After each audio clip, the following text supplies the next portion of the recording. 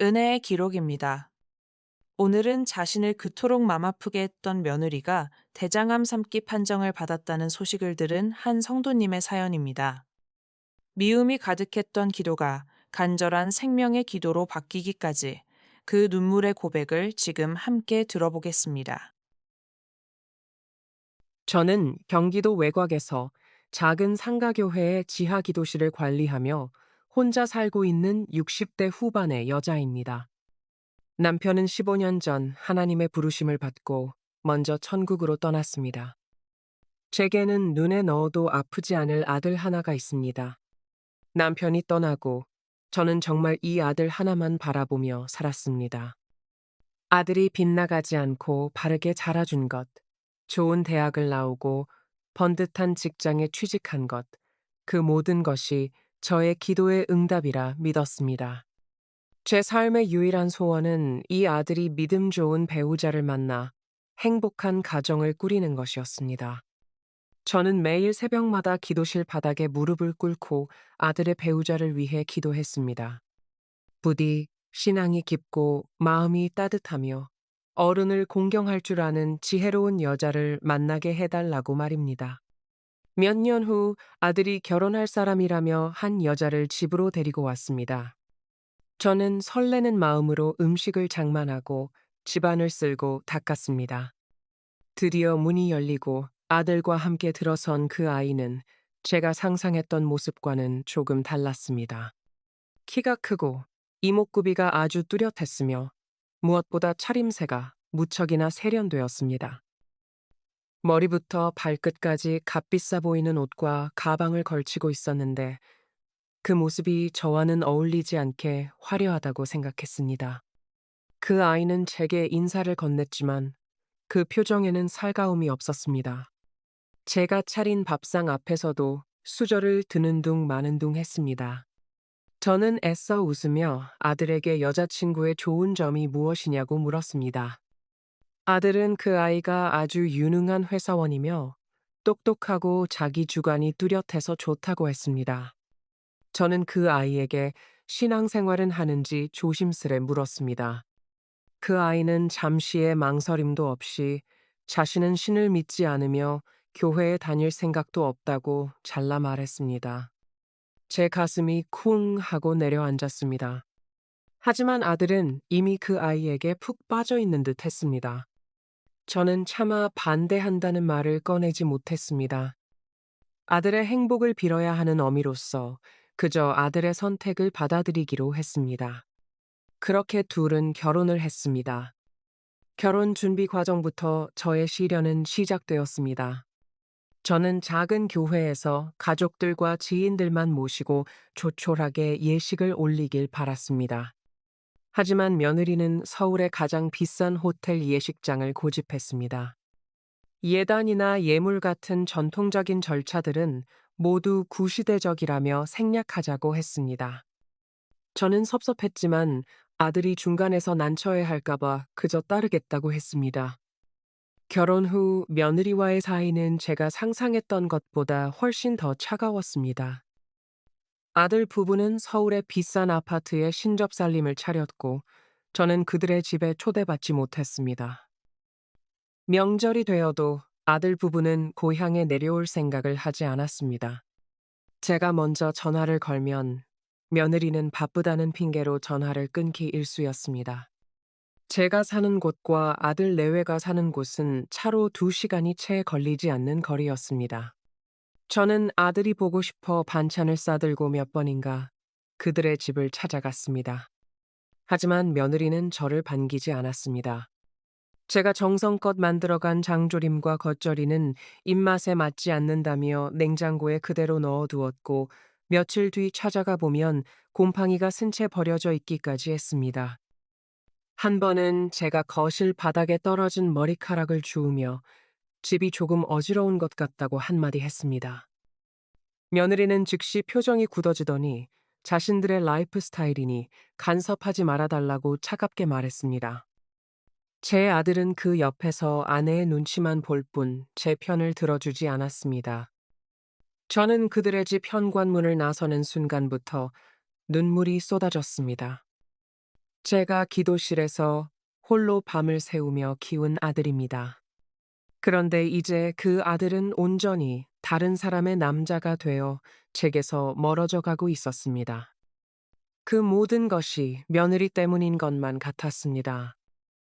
시간이 흘러 며느리가 임신을 하고 손자를 낳았습니다. 저는 첫 손자를 본다는 기쁨에 모든 섭섭함을 잊고 병원으로 달려갔습니다. 하지만 며느리는 산후조리원에 들어가겠다며 저의 방문을 거절했습니다. 제가 아이를 봐주겠다고 해도 요즘 육아 방식은 옛날과 다르다며 전문가의 도움을 받겠다고 했습니다. 저는 손자 얼굴 한 번 제대로 보지 못했습니다. 며느리는 아이가 어려서 세균에 감염될 수 있다며 저의 방문을 극도로 꺼렸습니다. 어쩌다 아들이 보내주는 사진으로만 손자의 얼굴을 봐야 했습니다. 그 사진 속에서 며느리는 언제나처럼 완벽하게 차려입고 행복한 미소를 짓고 있었습니다. 그 미소가 제게는 마치 저를 조롱하는 것처럼 느껴졌습니다. 저의 기도는 점점 원망으로 변해갔습니다. 저는 매일 밤 기도실 차가운 바닥에 엎드려 울부짖었습니다. 하나님, 어찌하여 저에게 이런 시련을 주시나이까? 제가 무엇을 그리 잘못했기에 제 아들을 빼앗아 가시고 저를 이토록 비참하게 만드십니까? 저 교만하고 무정한 며느리에게 하나님의 무서움을 보여달라고 저 아이의 높은 코를 꺾어달라고 기도했습니다. 저는 며느리가 제게 했던 말들을 하나하나 곱씹으며 분노했습니다. 제가 가져간 반찬을 버리던 그 표정, 제게 간섭하지 말라던 그 차가운 목소리, 아들 앞에서 저를 무시하던 그 거만한 태도, 그 모든 것을 떠올리며 저주에 가까운 기도를 퍼부었습니다. 그러면서도 한편으로는 그런 기도를 하는 제 자신이 두려웠습니다. 저는 신앙인으로서 해서는 안 될 기도를 하고 있었습니다. 하지만 억울함과 배신감으로 가득 찬 제 마음은 다른 기도를 허락하지 않았습니다. 저는 그렇게 지옥 같은 마음으로 하루하루를 버텨내고 있었습니다. 추석 명절이 다가왔습니다. 저는 혹시나 하는 마음에 아들에게 전화를 걸었습니다. 이번 명절에는 손자도 볼 겸 내려올 수 있느냐고 물었습니다. 아들은 잠시 머뭇거리다가 며느리가 아이가 어려 장거리 이동이 힘들다고 했다고 전했습니다. 대신 자기들끼리 해외여행을 가기로 했다고 했습니다. 저는 더 이상 참을 수가 없었습니다. 전화기 너머의 아들에게 소리를 질렀습니다. 어미가 여기 있는데 어떻게 명절에 해외여행을 갈 수 있느냐고, 그 아이가 너를 그렇게 만들었느냐고 원망을 쏟아냈습니다. 아들은 그저 미안하다는 말만 반복하다 전화를 끊었습니다. 그날 밤, 저는 기도실에서 밤을 새웠습니다. 눈물이 비 오듯 흘렀습니다. 하나님, 제발 저 며느리 좀 어떻게 해주세요. 저 아이가 저렇게 교만하게 살지 못하도록 세상 무서운 줄 알게 해주세요. 저의 기도는 절규에 가까웠습니다. 저는 며느리가 어떤 식으로든 큰 시련을 겪기를, 그래서 제 앞에 무릎 꿇고 용서를 빌게 되기를 바랐습니다. 그것이 저의 유일한 바람이었습니다. 그렇게 지독한 마음으로 겨울을 보내고 이른 봄이 되었습니다. 여전히 아들 내외와는 연락이 거의 끊긴 상태였습니다. 저는 그들을 향한 원망을 거두지 못한 채 의무감으로 기도실을 지키고 있었습니다. 그러던 어느 날 저녁, 모르는 번호로 전화 한 통이 걸려왔습니다. 평소 같으면 받지 않았을 테지만 그날따라 이상하게 전화를 받아야 할 것만 같았습니다. 전화를 받자마자 수화기 너머에서 아들의 울음소리가 터져 나왔습니다.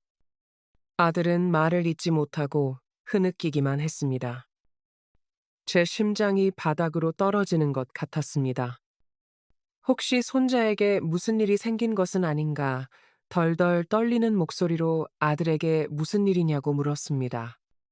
아들은 한참을 울고 나서야 겨우 입을 열었습니다. 제 며느리가 대장암 3기 판정을 받았다고 했습니다. 그 말을 듣는 순간 제 머릿속이 하얗게 변했습니다. 아무 생각도 나지 않았습니다. 며느리가 암이라니. 그것도 3기라니. 그렇게 기세등등하고 건강해 보이던 아이였습니다. 저는 전화기를 붙든 채 그 자리에 주저앉았습니다. 아들은 며느리가 얼마 전부터 계속 속이 좋지 않다고 했는데 바쁘다는 핑계로 병원을 미루다가 뒤늦게 검사를 받았다고 했습니다. 그리고 오늘 대학병원에서 최종적으로 암이라는 진단을 받았다고 했습니다. 당장 다음 주에 수술을 해야 한다고.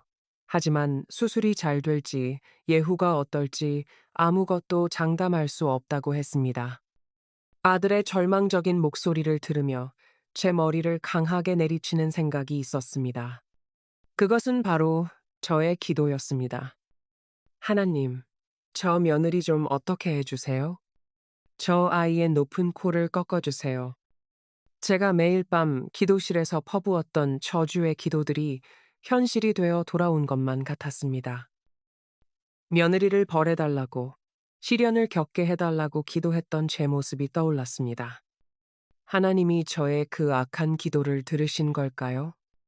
저는 아들과의 통화를 마치자마자 기도실로 달려갔습니다. 차가운 바닥에 얼굴을 묻고 통곡하기 시작했습니다. 하나님, 잘못했습니다. 제가 잘못했습니다. 제가 교만했습니다. 제가 죽을 죄를 지었습니다. 며느리를 미워한 것도 저고 저주를 퍼부은 것도 저입니다. 제발, 제발 저의 죄를 용서하시고 저 아이를 살려주세요. 저는 그날 밤 평생 흘릴 눈물을 다 흘린 것 같았습니다. 며느리에 대한 미움과 원망은 온데간데 없고 오직 죄책감과 두려움, 그리고 저 어린아이를 살려야 한다는 절박함만이 남았습니다. 다음 날 저는 짐을 쌌습니다. 그리고 아들 내외가 사는 서울 집으로 향했습니다.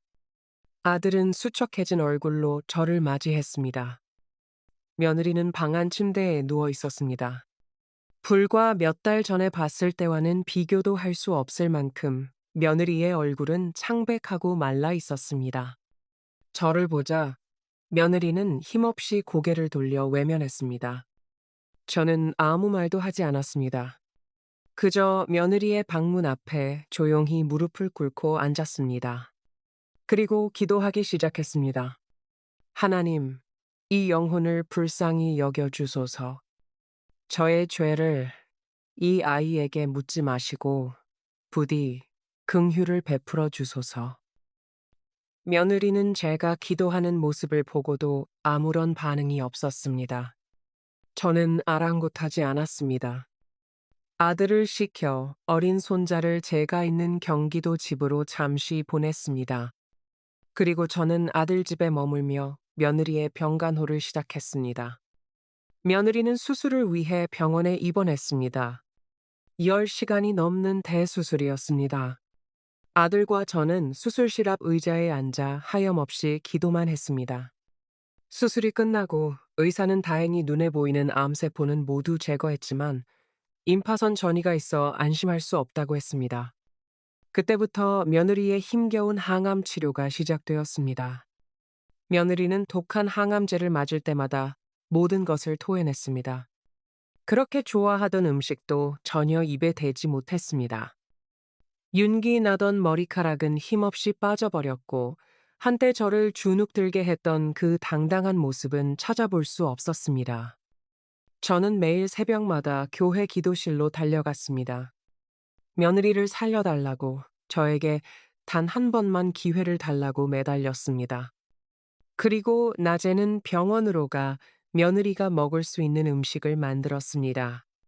쌀을 곱게 갈아 미음을 쓰고 기력을 회복할 수 있도록 부드러운 전복죽을 끓였습니다. 며느리는 처음에는 제가 만든 음식을 밀어냈습니다. 하지만 저는 포기하지 않았습니다. 며느리가 음식을 거부하면 그 옆에서 몇 시간이고 기다렸습니다.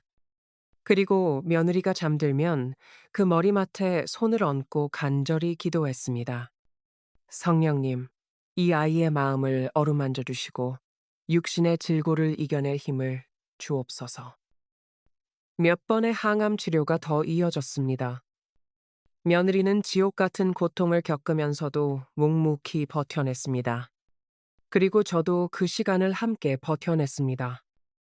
며느리가 잠 못 이루는 밤에는 저도 뜬 눈으로 밤을 새웠고, 며느리가 고통으로 신음할 때는 그 손을 붙잡고 함께 울었습니다. 그러던 어느 날, 며느리가 기어 들어가는 목소리로 제게 물었습니다.